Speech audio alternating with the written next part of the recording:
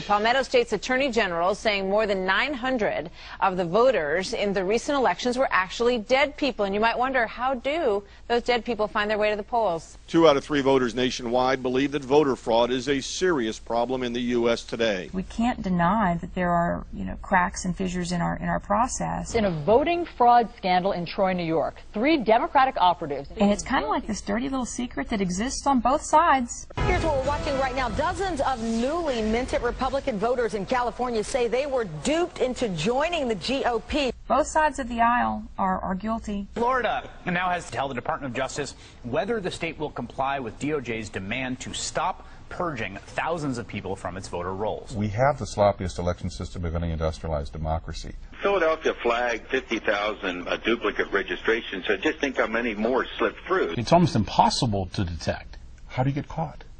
You only get caught if you confess. Newsflash, it happened again. There is new voter fraud to report tonight. Properly done, it's the perfect crime. And there already is a voter fraud investigation connected to the recall election. It's hard to get people to vote once, let alone twice. To say that it doesn't exist is an outright lie. Instances of in-person voter fraud are extremely rare. I saw voter fraud with my own eyes. Now, people say, why didn't you report it to the authorities? Well, they were the ones doing it. The people in charge of the recount were doing this, and I saw it. Changed my life. We were a group of citizens that wanted to do something and had no clue what to do. We had heard that there was a need for people to go and work at the polls. So that was really the beginning of what became True the Vote. We saw people who were allowed to vote without any proof of registration. We saw people who would come in and say, I don't remember who to vote for. And then the election judge would say, oh, I can help you with that. Take them on into the voting booth and press the button. We would see people who would come in with a registration card, present it, and be told, well, I'm sorry, you've already voted. That was voted during early election. And then they would present another registration card. Oh, well, that one hasn't been voted yet. You can use that one. How do you explain a single person being registered 6 times on a single day? Good question. You know what it is? I'm standing from the view I'm at in the back when I seen it. If I had the cards in front of me, I'll take a look at it. But, Well, it's right here. Let me show you. Okay. He's got right here, same woman, Carmela Belazer, appears to be the same woman, same date of birth, 6 different times, same day. Would probably be a clear case of fraud. It makes you really wonder if that's what happens when people are watching, then what happens when no one's watching? You now have to have volunteer groups that spend their time policing the voter roll. It's a fundamental right in America to always look over government's shoulder and to kick it when it's not doing the right thing. And you don't need a whole lot of fraud. You just need a little fraud in the right places.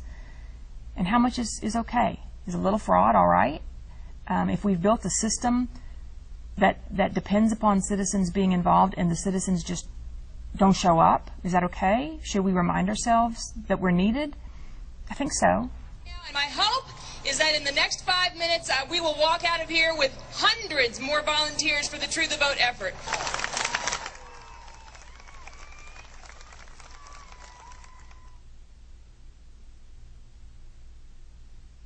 We're a nation built on the idea that free and fair elections provide the consent of the governed.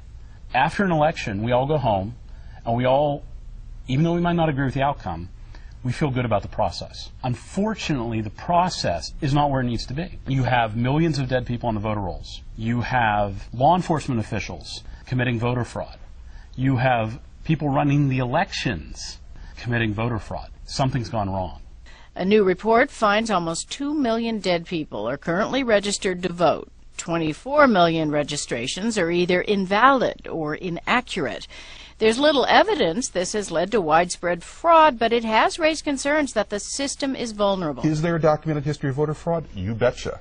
Is it consistent over time? You betcha. Has it happened in many places in this country? Yes. Has it affected close elections? Yes. George Washington bought a bunch of liquor and got people drunk just before they voted. And he sure wanted them to vote for him when he ran for the House of Burgesses in Virginia. You go into the election of 1800, Aaron Burr versus Thomas Jefferson. That was all about voter fraud and voter manipulation behind the scenes. Tammany Hall, as the waves of immigrants came into America, they were often met at the docks. Many of them were signed up to vote even though they weren't citizens. They were ordered to vote a certain way, otherwise they didn't have access to city jobs, they didn't have access to benefits if they were in trouble. Boss Tweed, who went to prison for his corruption in New York City, he once testified in a New York courtroom that as far as he knew, there had never been an honest election to his knowledge in the city of New York. The first question to Senator Kennedy from Mr. Fleming.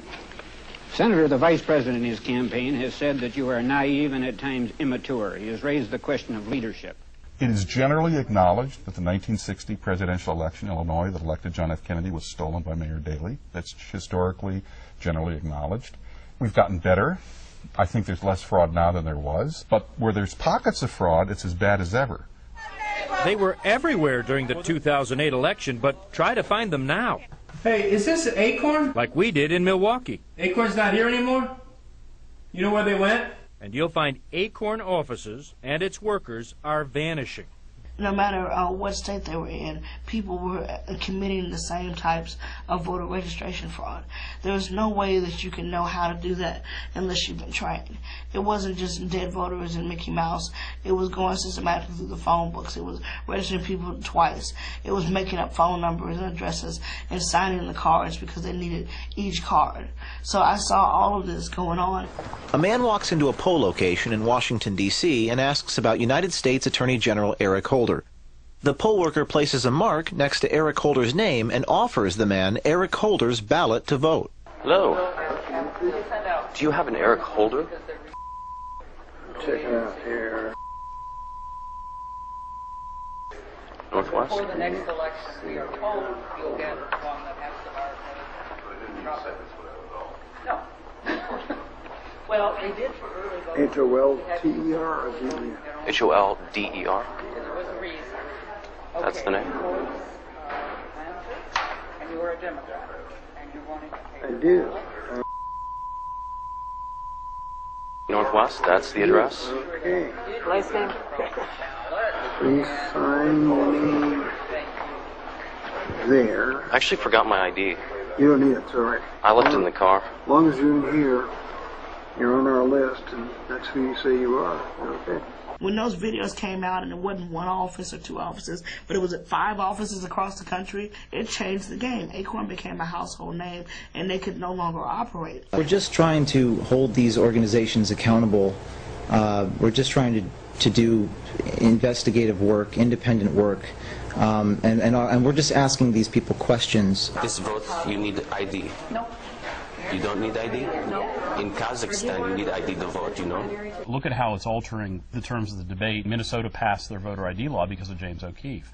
New Hampshire is doing the same thing. What O'Keefe is doing that's important is exposing vulnerabilities in a system. This little thing in my hand is a driver's license. Let me tell you what this is not. This is not a billy club. This is not a fire hose. This is not Jim Crow,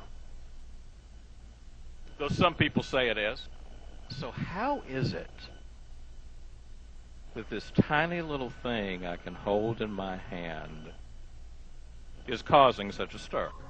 This is a question of strategy. What this isn't is the new Jim Crow, because the old Jim Crow, the only Jim Crow, was about the subjugation of black people under a system of white supremacy, black and white. Voter suppression in 2012, whether it's about purging thousands of eligible voters from voting rolls or restricting voting rights, it's not so much about black and white, it's about two different colors, red and blue. Right here. I mean, I have a poll watcher certificate, so I can go inside. I'm just wondering why you come up taking pictures. I mean, what? I'm just wondering why everybody's taking pictures, that's all. Okay. I mean, I think it might be a little bit intimidating that you have a stick in your hand. That's why, you know? Yes. Who are you to decide? I'm an attorney. I mean, that's a weapon, so that's why I'm a little worried. Who are you to decide? I mean, I am a concerned citizen, and I'm just worried that you might be... So are we. Okay. That's why we're here.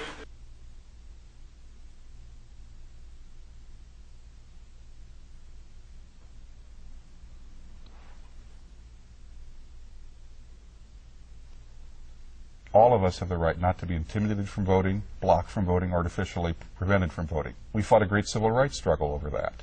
We have to preserve and maintain those gains. We have to. But there's a second civil right we all have, which is we have a right not to have our vote canceled out by someone who shouldn't be voting, someone who's an illegal alien, someone who's a felon not eligible to vote, someone who doesn't exist. If they vote, they cancel your vote out as much as if you're prevented from voting. People died and fought for the right to vote. Anytime one vote is negated by voter fraud, it's too many times. You know that you've got some nefarious voting activity going on. It's probably worth a few hundred votes in a district race, and maybe it's worth more than that in a countywide race, or potentially in very close elections like 2008 or 2012 will be enough to make a difference. So it's incredibly important now that we draw a line and say, not on our watch. Elections are not a spectator sport.